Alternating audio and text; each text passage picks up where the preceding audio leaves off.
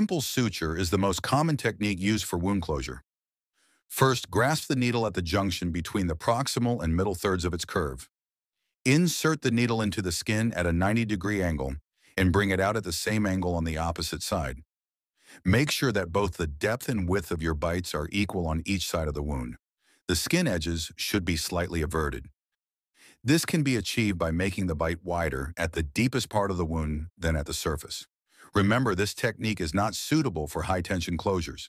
In such cases, additional measures such as deep dermal sutures or undermining may be required. When handling tissue, always use toothed forceps or a skin hook to avoid crushing the tissue.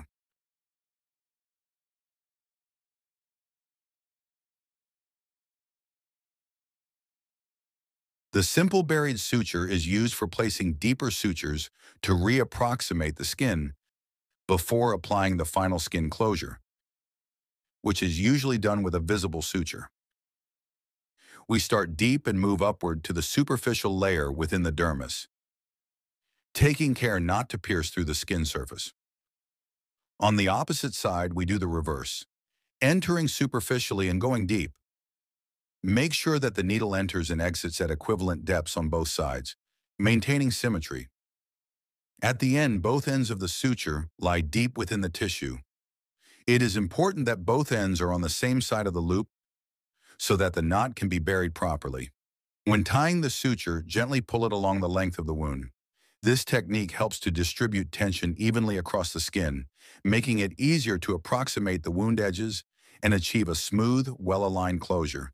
By burying the knot beneath the surface, the suture remains hidden, resulting in a cleaner appearance and reducing the risk of irritation or infection.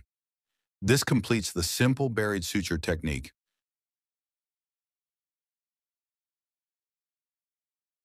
Vertical mattress sutures are also called the far-far, near-near stitch because of their configuration.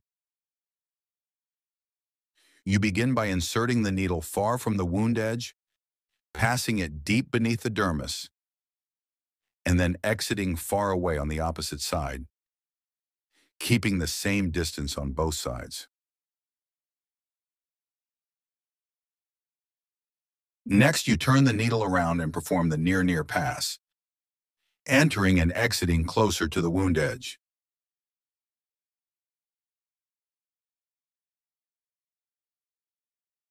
This technique helps approximate the wound edges and is especially useful to relieve tension in cases of significant swelling, edema, or wounds at higher risk of dehiscence.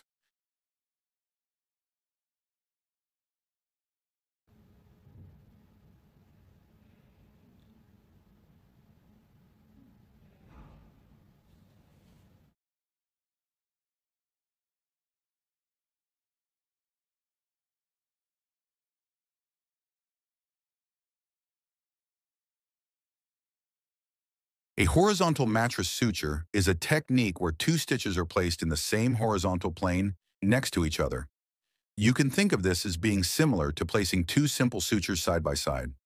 Start by entering the skin as you would for a simple suture. It is important to maintain equal distances from the wound edge on both sides. Take your first bite on one side, then pass the needle through the opposite side of the wound. Now, instead of tying the knot as you would in a simple suture, turn your needle around and advance it the same distance as your first bite. Insert the needle again on the same side as if you were placing another simple suture in parallel and bring it back across the wound. You will end up on the same side where you started. Finally, tie the suture strands together and cut. This technique has the advantage of providing good wound edge eversion and is faster than placing two separate simple sutures.